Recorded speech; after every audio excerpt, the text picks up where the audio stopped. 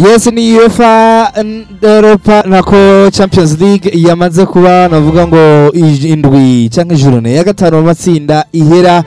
ahariko haraba inkino zitandukanye zari zikomeye cyane mu matsinda bati ce sont les meilleures équipes.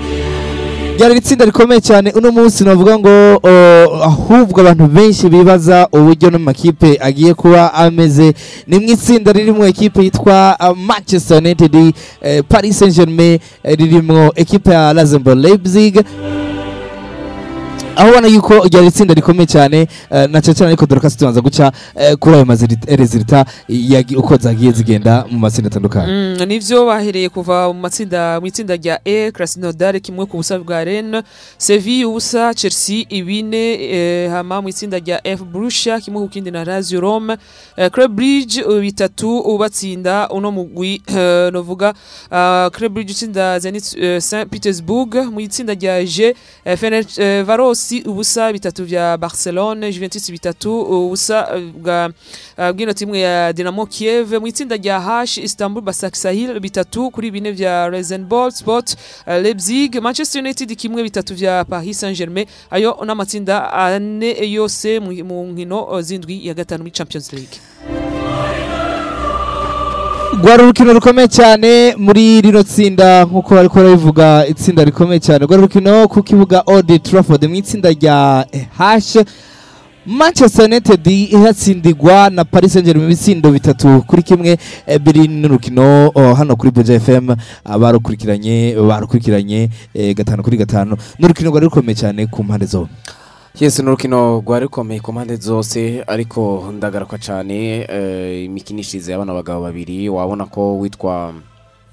Thomas Tuchel yarafise bamwe mu basori we batari bahari, ariko yanagiye hariya sindibo nadute cyane kuri chance yahabwa, kuko wabona yuko ahabwa amahirwe cyane ku mugoroba weje bavuga ati Paris Saint-Germain ko biri kose nabari abasore babo harimo amaze gukura bamaze kugira maturité. No munsi Mbappé wogira icumutumye nubwo Neymar yatoba hari Neymar no munsi arazi cakenesi wa Neymar w'imyaka 22 akeneye amafoto. Uno munsi nawe hari ico ashobora gufasha ekipe yiwa nka Paris Saint-Germain ndetse kuri ari amafaranga yaguzwe. Ni match yagiye gutangura, benshi bavuga bati reka rero tumurabe ole abakinyi be bakwiye, reka tumurabe bakwiye kuko kenshi bari bamaze kuyikora. Asa nuko hari abo yabura, ariko no mugoroba ntabo yarabura. Tumupime rero mu gihe ekipe yikwiye na Paris Saint-Germain yari ikwiye. Paris Saint-Germain harimo imbanki yazabura buriya nka nivyo Verratti yari yamugarukanye, ariko kuba udafise basema baba barasanzwe akoresha udafise one Banati kuri gatatu nk'umukinnyi yarasanzwe akoresha. Nivyo Florenzo arika asa no kwamenyera iriya ekipe, ariko abona ko harimo ababura ndetse nabo yari yahisemo gushira hanze bari basanzwe bamenyerewe. Mauro Icardi so yarari, Angel Di Maria abona ko atarahari gushiramwo Edisaga nage yaje gushiramo mu nyuma, nubwo namaze imisada akoresha, ariko wabona ko wewe harimo akantu kabura. Si ya Paris Saint-Germain tumenyereye ijana ku ijana, haburamo nk'ibice bikeya, ariko yaragiye gukinana Manchester United ifite confidence kuko yariri muhira oti nawe yaragiye basangayo. Ikindi naco bari bazi ko yabatsinze kuri yere ya pressure ihari, ariko Thomas Tuchel buriya ndetse n'abantu sinzi ko banabibonye banamuhana bagavuga ati ni match ashobora gutsinda. Twinjira muri match. Yes, twinjira muri match. Ni match yatanguranye inguvu nyinshi. Paris Saint-Germain nka igitsindo kare hakiri kare cyane, na cyane igitsindo cyatsinzwe kuri gitsinzwe n'umugabo Neymar Junior Santos ku munota wa gatandatu gusa yaramaze kuba aterekamwo igitsindo. Ariko Manchester United vinyuma irazira tumuriro kuri Paris Saint-Germain kuko hageze naho na cyane bagiye ko batsinda igitsindo ku munota 32, igitsindo cyatsinzwe na Marcus Rashford, ariko hari bitsindo bigaragara byari bimaze kuba bibura ku ruhande rwa Manchester United. Ya hari bitsindo byari bimaze guhoshwa ku ruhande rwa Manchester United, ariko uravye n'igitsindo buryo cyajemwo cha Paris Saint-Germain nuko ari iryo shaka ryo kwataka. Buriya kira gitsindo yanagitsinze witwa Moise Kean no yagi gutera umupira, ndetse sinzi aza kuyibona ko Neymar yawushikiriye, aranikeka ko ashobora kuba ari muri offside, umupira arawumurekera. Ni nyuma y'ishuti yari tewe na Mbappé rigarwa na bamyugariro ba Manchester United, aza kuwufata neza awuterekamo. Ariko kuva ico gihe nivyo hari shuti rikomeye cyane ryatewe n'agasore kitwa Florence inyuma y'akiriya gitsindo shuti Dege yakuyemwo ariko bonye ko hari uburyo bwagiye bugeragezwa busa nuko budakunze. Manchester United nayo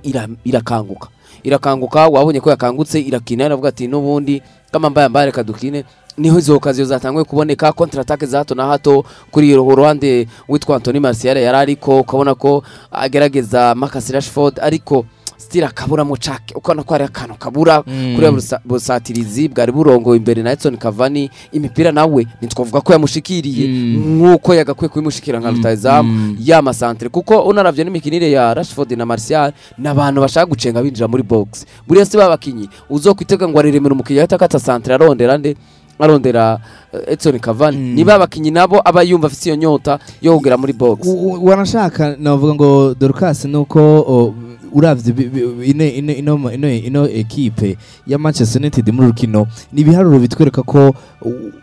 Manchester United bano basore ba yaba ari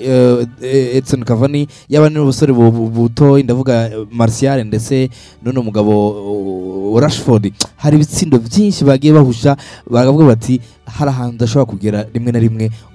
ugihusha amakaziyo nkana kuko match bakabaye kuba banayishe kare. Oya byagaragare yuko ejo ku munsi w'ejo Marcus Rashford tuzi amazi imisi ariko araheka ino equipe ya Manchester United ashitse imbere y'igol turabyibuka yuko hariya kuri Parc des Princes niwe mukinyi yatanze intsinzi kuri ino equipe wanashaka ariko rinjira neza na neza mu novuga mu nkino zitatu ziheruka z'umugwi wa Paris Saint-Germain bahura na Manchester United no musore amaze gutsinda buri rukino gose inkino zitatu zose zimaze guhuza imigwi ya Manchester United n'umugwi wa Paris yaba hanze y'ikibuga ca Old Trafford canke kuri Parc des Princes uno musore ariko avyifatamwo neza mwabivuze neza burya hariho ama occasion uhata canke uhusha mugenzawe agakonkretiza bikakubana nabi mwabivuze hariho occasion ya Martial hariho occasion nyinshi y'uno mugabo Edson Cavani ivyo ari kuba vyamaze kuba byica urukino go ku munsi w'ejo iyo bakakonkretiza neza mugabo kuri Edson Cavani yabaye novuga yagize reflexion nziza awutera aroba umunyegori mugabo kubita ku mwamba ugaruka mugabo abakinyi bagenzi biwe n'ubundi ntibavyifatamwo neza akubwanje rero hariho ama occasion hariho inkino zimwe na zimwe iyo da concretije mugenzi wawe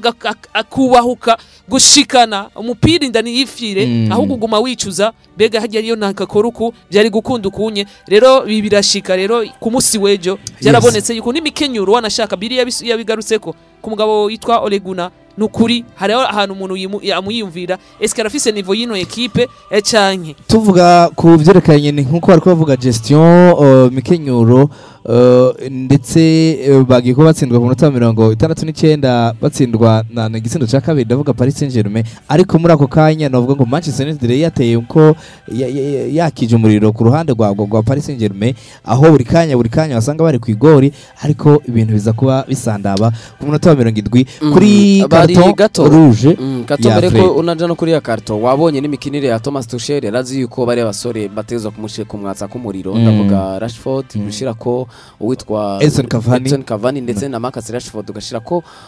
inyuma yabo hari abasore bagera kuri Bruno ndetse na Fred ubundi yari bakinishije ari babiri kuko uwitwa umusore yitwa McTominay we nta naho yarafisa kintu McTominay yakinye Neymar muri make buriya we yakinye Neymar gusa wanabona ko witwa Thomas Tuchel yagerageje gutinya buriya iri equipe nta mu nimero 10 yari ifise Paris Saint-Germain kuko hari hagati mu kibuga Marco Verratti